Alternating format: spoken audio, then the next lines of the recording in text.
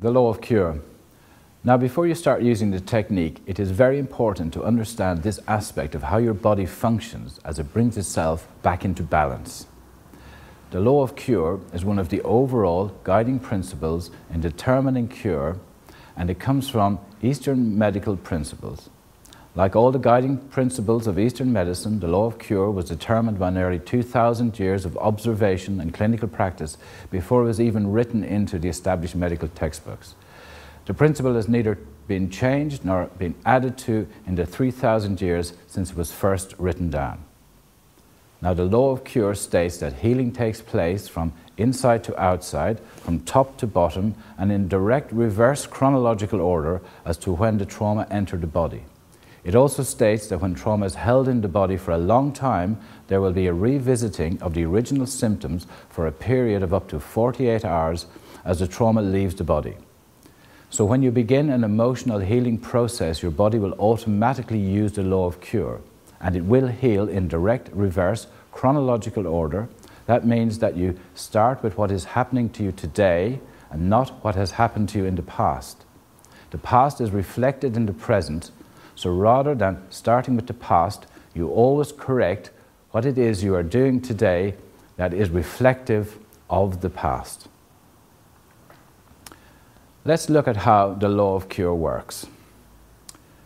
Take bruising as an example. If you fall and badly bruise, say, your shoulder, the pain you feel settles itself deep within the muscles and tissues of the body. Then, over the course of time, as the process of healing takes place, the pain will diminish. At the same time, it will move towards the surface. The color of the bruising will diminish from black through green to yellow and is clearly visible on the surface of the skin.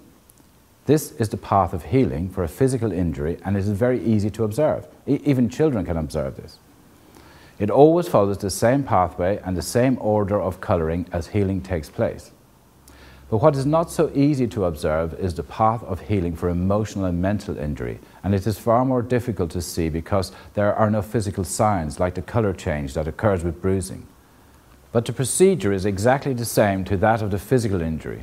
Emotional bruising also settles itself into the structure of the body, but unlike a bruised shoulder, where we can assist the healing process by wearing a sling, there are often no slings available to assist with bruised emotions. Left untreated, emotional bruising becomes a heavy and dangerous and stressful burden for the body to bear. Now, the direct reverse chronological order is also easy to understand with physical bruising, as the path of healing moves back towards the original site of impact. Emotional bruising, on the other hand, also has to return itself to the original site of impact, but is less easily discernible, as quite often months, years, and even lifetimes will have passed without a person being given the opportunity to bring about emotional healing. For example, some people who are stressed, anxious, will often use drink and food as a comfort, and do so largely because they are unable to cope with their bruised feelings. This not being able to cope is mostly a result of unprocessed emotions. Unprocessed emotions become part of the emotional subconscious, and it is the emotional subconscious that mostly dictates how we conduct our daily lives. If our emotional interactions with other people are stressful, then we are constantly reintroducing stress into our bodies while pushing the emotional injuries deeper inside of ourselves. Now, take for example somebody who on a night drinks too much, and it leads them to do or say things that they might regret or feel embarrassed about the following day. This type of excess drinking introduces subconscious emotional trauma into the body. When you wake up the following morning, you have to consciously process this trauma. Emotions are normally processed during sleep by the subconscious, but excess alcohol also makes the subconscious drunk, and a drunken subconscious will process emotions in a drunken way. This renders useless the valuable process of sleep processing of the unconscious. This then creates the need to process the experience at a conscious level.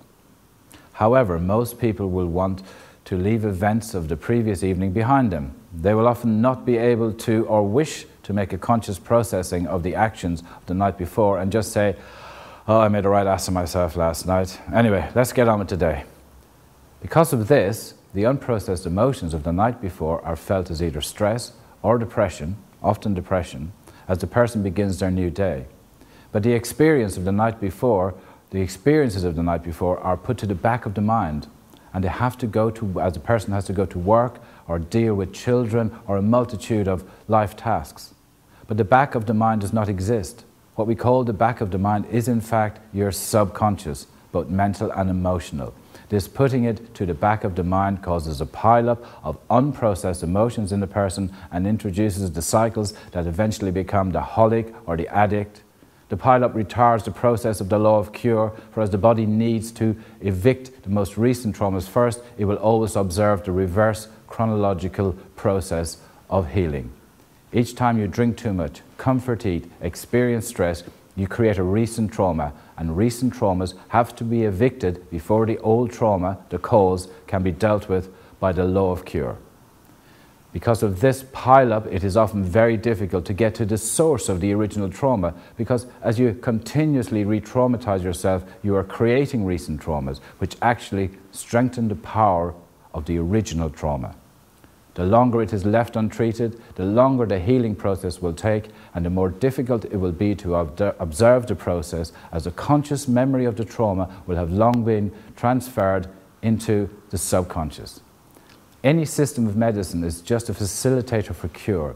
It is not the medicine that does the curing, it is the level of balance of the body, mind and emotions that determines the level of cure. The good news is that the body knows how to cure itself, but you must set up the conditions that allow the healing process to take place. The law of cure allows us to see if we have set up the correct conditions to allow healing to take place. The law of cure is not a Chinese medical concept, even though it has been introduced to the world as part of this style of treatment. Cure is an inbuilt process that the body possesses at all three levels: physical, mental and emotional. To reinfect a physical wound would be thought of as an extremely unwise thing to do, and yet we reinfect our emotional and mental wounds on a daily basis without even a conscious thought.